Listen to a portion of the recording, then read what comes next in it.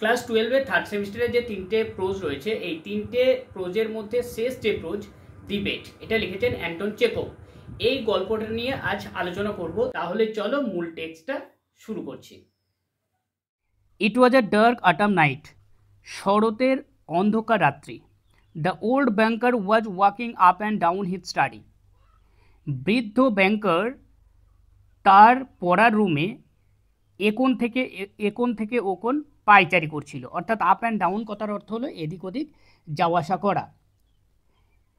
এবং remembering how 15 years before he had given a party one autumn evening.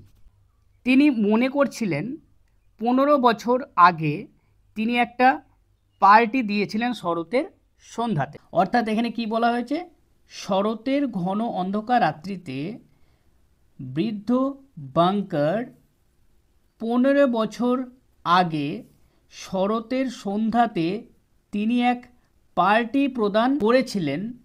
এই কথা মনে করতে করতে তিনি তার পড়ার রুমে এদিক ওদিক হাঁটাহাঁটি করছিলেন। There had been many clever man there. সেই পার্টিতে অনেক চালাক লোক ছিল। এখানে ক্লেভার কথার অর্থ হলো চালাক। And there had been interesting conversation, এবং তাদের মধ্যে একটা বেশ মধুর আলাপচারিতা চলছিল। Among other things they had talked of capital punishment. তাদের মধ্যে অনেকে কথা বলছিল মৃত্যুদণ্ড নিয়ে। এখানে ক্যাপিটাল পানিশমেন্ট কথার অর্থ হলো মৃত্যুদণ্ড। দ্য মেজরিটি অফ দ্য গেস্টের মধ্যে অধিকাংশই among whom were many journalist and intellectual men, এবং যাদের মধ্যে অনেকেই জার্নালিস্ট অর্থাৎ রিপোর্টার সাংবাদিক ছিলেন, অ্যান্ড ইন্টেলেকচুয়াল মেন এবং অনেকেই বুদ্ধিজীবী মানুষ ছিলেন। Disapproved of the death penalty, যারা অসম্মত হয়েছিলেন এই মৃত্যুদণ্ড নিয়ে। They consider that form of punishment out of date. They consider, তারা মনে করেন, দ্যাট যে ফর্ম অফ পানিশমেন্ট, এই যে মৃত্যুদণ্ড, আউট অফ ডেট, এটা একটা সেকেলে প্রথা। ইমোরাল, অনৈতিক, অ্যান্ড আনসুইটেবল, বেমানান ফর খ্রিশ্চিয়ান স্টেট, এই খ্রিশ্চানদের যে দেশ, সেই দেশে। এখানে বলা হয়েছে যে খ্রিশ্চানদের দেশে এই মৃত্যুদণ্ডের যে ব্যাপারটা, সেটা একটা সেকেলে, বেমানান, অনৈতিক একটা ঘটনা। In the opinion of the some of them, তাদের মধ্যে অনেকেরই মত, the death penalty ought to be replaced everywhere by imprisonment for life. The death penalty, এই মৃত্যুদণ্ডটা, অট টু বি রিপ্লেসড, অবশ্যই এটাকে একেবারে নির্মূল করে ফেলা দরকার প্রত্যেকটা জায়গায়। তার পরিবর্তে এটা করতে হবে যে তাকে সারা জীবন কারাদণ্ডে দণ্ডিত করতে হবে। অর্থাৎ এখানে বলা হয়েছে যে খ্রিস্টানদের স্টেটে যে মৃত্যুদণ্ডের ব্যাপারটা রয়েছে, অনেকের মতে এই মৃত্যুদণ্ডের ব্যাপারটাকে একেবারে সরিয়ে দিয়ে প্রত্যেকটা জায়গায় এটা করতে হবে যে কেউ যদি দোষ করে, সেই দোষারোপ ব্যক্তিকে সারা জীবনের জন্য কারাদণ্ডে দণ্ডিত করতে হবে। I don't agree with you, said their host the banker. এখানে হোস্ট কথার অর্থ কি, প্রথমে এটা বলে দিই। এখানে হোস্ট কথার অর্থ হলো যিনি অতিথি আপ্যায়ন করার জন্য পার্টিতে আমন্ত্রণ করেছেন, সেই ব্যক্তি হচ্ছে হোস্ট, অর্থাৎ যিনি ওই পার্টিটাকে পরিচালনা করছেন তিনি হলেন হোস্ট। এই হোস্ট যে ব্যাংকার, এই ব্যাংকার হঠাৎই বলে উঠলেন যে আপনারা যে মতগুলো দিচ্ছেন, সেই মতগুলোতে আমি আপনাদের সঙ্গে একমত হতে পারছি না। কোন মতের কথা বলা হয়েছে এখানে? অনেকে বলছেন যে মৃত্যুদণ্ডের থেকে যদি সারা জীবন কারাদণ্ড দেওয়া হয় তাহলে সেটাই হবে ভালো। I have not tried either death penalty or imprisonment for life. I have not tried either, আমি কখনো এই মৃত্যুদণ্ডে দণ্ডিতও হয়নি, অর ইমপ্রিজনমেন্ট ফর লাইফ, এবং জীবনে কখনো কোনোদিনও কারাবাসও করিনি। বাট ইফ ওয়ান মে জাজ আ প্রায়োরি, যদি একজন ব্যক্তি এ ব্যাপারটা প্রমাণ করতে যায়, the death penalty is more moral and more human than imprisonment for life, তাহলে অবশ্যই দেখা যাবে এই যে মৃত্যুদণ্ড, এই মৃত্যুদণ্ডের ব্যাপারটা এই সারা জীবনের জন্য যে কারাদণ্ড, তার থেকে অনেকটাই মানবিক। এখানে হিউম্যান কথার অর্থ হলো মানবিক। Capital punishment kills a man at once, এই মৃত্যুদণ্ড একটা মানুষকে এক মুহূর্তে মেরে ফেলতে পারে, but life long imprisonment kills him slowly. কিন্তু এই সারা জীবন একটা কারাগারে কাটানো ব্যক্তিকে আস্তে আস্তে মেরে ফেলে। তাই তিনি বলেছেন যে এইটার থেকে মৃত্যুদণ্ড অনেক ভালো। এই কুড়ে কুড়ে অর্থাৎ ধুকে ধুকে কষ্ট পেয়ে মরার থেকে যদি একবারে মারা যায় তাহলে সেটাই হবে শ্রেষ্ঠ। Which executioner is the more human? কোন আঘাত সব থেকে মানবিক? He who kills you in few minutes or he who drags the life out of you in the course of many years. অর্থাৎ এখানে বলতে চেয়েছে যে একজন ব্যক্তি যাকে এক লহমায় মেরে ফেলে সেই যে ঘটনাটা, না he who drags the life out of you in the course of many years, না বছরের পর বছর তোমাকে জীবনকে টেনে নিয়ে গিয়ে আস্তে আস্তে ধুকে ধুকে কষ্ট পায়ে মেরে ফেলা। এই কোন বিষয়টা সব থেকে বেশি মানবিক? Both are equally immoral observe one of the guest. একজন অতিথি মন্তব্য প্রকাশ করলেন যে এই দুটো বিষয়ই একেবারে অনৈতিক। For they both have the same object to take away life. এই দুটো বিষয়ের কাজই হলো, অর্থাৎ দুটো বিষয় বলতে এখানে সারা জীবন কারাদণ্ডে দণ্ডিত করা আর মৃত্যুদণ্ড দেওয়া, এই দুটো বিষয়ের কাজই হলো জীবন কেড়ে নেওয়া। The state is not God. রাষ্ট্র কোনো ভগবান নয়। It has not the right to take away what it can not restore when it wants to. তাই এটার কোনো অধিকার নেই কেড়ে নেওয়ার কারো জীবন, যদিও এই রাষ্ট্র কাউকে জীবন দিতে পারে না, তাহলে কেড়ে নেওয়ার অধিকারও তারও নেই। অর্থাৎ এখানে যেটা বলা হয়েছে যে স্টেট কোনো ভগবান নয়। স্টেট যেমন একজন ব্যক্তিকে তার জীবন ফিরিয়ে দিতে পারে না, ঠিক তেমনই তার জীবন কেড়ে নেওয়ার অধিকারও তারও নেই। Among the guests was a young lawyer. এই অতিথিদের মধ্যে একজন ছিলেন যুবক আইনজীবী। এই ইয়াং ম্যান অফ 25, যার বয়স ছিল 25 বছর। When he was asked his opinion, যখন তাকে তার মত চাওয়া হলো, হি সেইড, তিনি বললেন, the death sentence and the life sentence are equally immoral. এই যে মৃত্যুদণ্ড আর সারা জীবনের কারাবাস, এই দুটোই হলো অনৈতিক। বাট কিন্তু if I had to choose between the death penalty and imprisonment for life, যদি আমাকে বলা হয় এই দুটোর মধ্যে কোনটা পছন্দ, যে মৃত্যুদণ্ড না সারা জীবন কারাবাসে কাটাতে হবে, I would certainly choose the second. আমি অবশ্যই দ্বিতীয়টাকে পছন্দ করব। দ্বিতীয়টা বলতে সারা জীবন কারাবাসে থাকাটাই আমি বেশি পছন্দ করব। To live anyhow is better than not at all. মরে যাওয়ার থেকে কোনো প্রকারে বেঁচে থাকাটাই সব থেকে ভালো। এ লাইভলি ডিসকাশন অ্যারোজ। একটা গুরুগম্ভীর আলোচনা চলতে থাকলো। The banker who was younger. এখানে যে ব্যাংকার, যে হোস্ট, তিনিও ছিলেন যুবক। And more nervous in those days.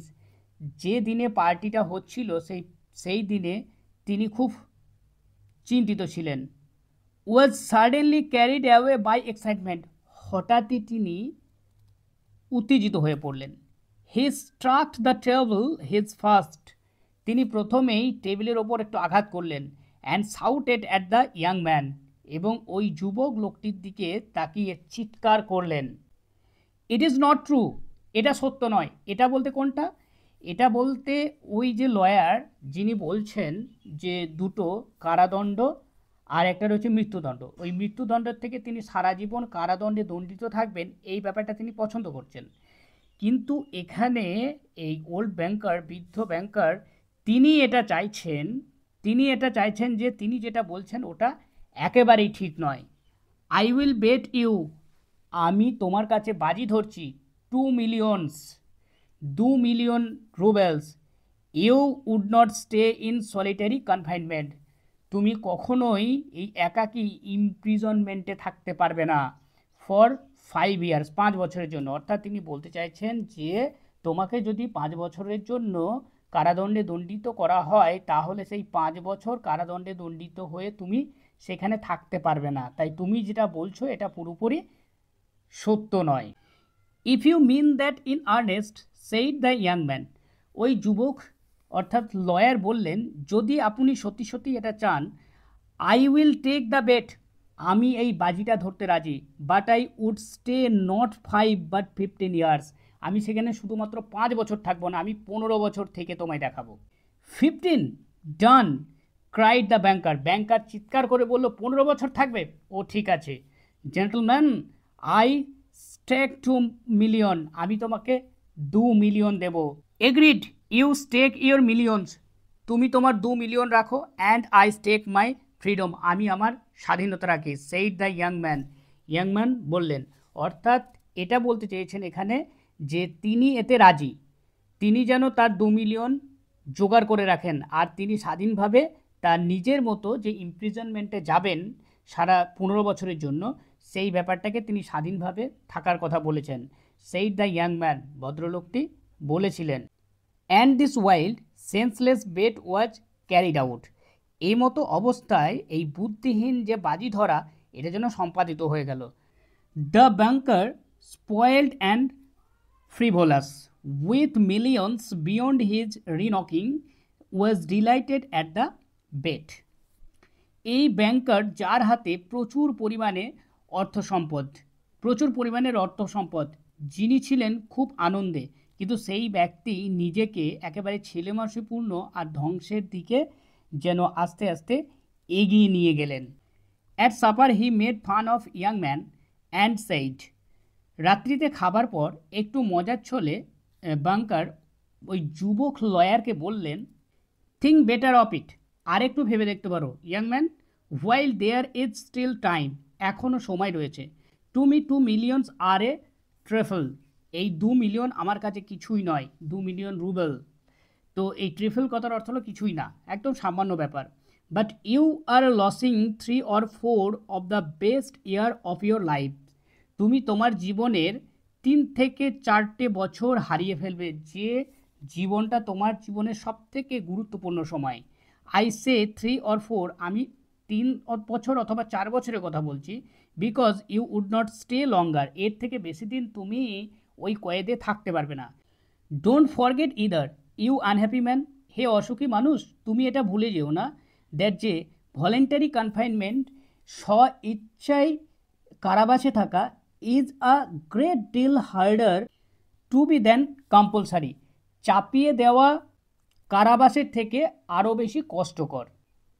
The thought that you have the right to slip out in liberty at any moment will poison your whole existence in prison, সারা জীবন প্রিজনে কাটানোর জন্য তোমার যে জীবনটা নষ্ট হয়ে যাবে, এই ভাবনায় তুমি যে কোনো মুহূর্তে নিজেকে মুক্ত করতে পারো ওই ইমপ্রিজনমেন্ট থেকে, অর্থাৎ কারাবাস থেকে। এখানে লিবার্টি কথার অর্থ হলো মুক্ত। I am sorry for you, তোমার জন্য আমার খুব দুঃখ হচ্ছে।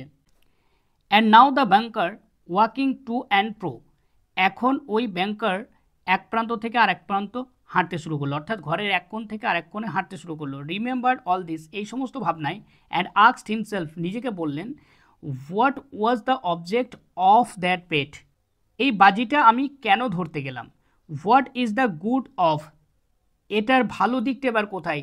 That man's losing 15 years of his life, এই মানুষটি অর্থাৎ আইনজীবী তার জীবন থেকে 15টা বছর হারিয়ে ফেলবেন। And my throwing away 2 millions, আর আমার কাছ থেকে ছুঁড়ে ফেলা হবে সেই 2 মিলিয়নস। ক্যান ইট প্রুভড, এটা কি প্রমাণ করা যায়, দ্যাট যে the death penalty is better or worse than imprisonment for life, জীবনে মৃত্যুদণ্ডর থেকে ইমপ্রিজনমেন্ট ভালো না খারাপ। No no, it was all nonsensical and meaningless, না না, এটা যেটা করা হচ্ছে পুরোপুরি এটা বোকামি আর অর্থহীন। অন মাই পার্ট, আমার জীবনে, it was the caprice of pampered man, একজন অর্থনৈতিক সম্পূর্ণ মানুষের খামখেয়ালিপনা। And on his part simple greed for money, আর ওই যে লয়ার ব্যক্তি, আর লয়ার ব্যক্তিটার টাকার প্রতি লোভ, অর্থাৎ এখানে বলা হয়েছে আমার ক্ষেত্রে এটি হলো অর্থনৈতিক সম্পূর্ণ মানুষের একটা খামখেয়ালিপনা, আর আইনজীবী যে ব্যক্তি ওই ইয়াং ম্যানের কাছে অর্থের প্রতি প্রচণ্ড লোভ। তো ভিডিওটা আজ এইটুকুই, দেখা হবে পরবর্তী নেক্সট ভিডিওতে। তো ভিডিওটি যদি ভালো লাগে অবশ্যই লাইক শেয়ার কমেন্ট করবে, আর যারা চ্যানেলে নতুন তারা সাবস্ক্রাইব করে বেল আইকনটা দাবাতে ভুলবে না, কারণ বেল আইকনটা দাবালে তবেই আমি নতুন কোনো ভিডিও দিলে তোমরা নোটিফিকেশন আকারে পেয়ে যাবে। So thank you for watching my video.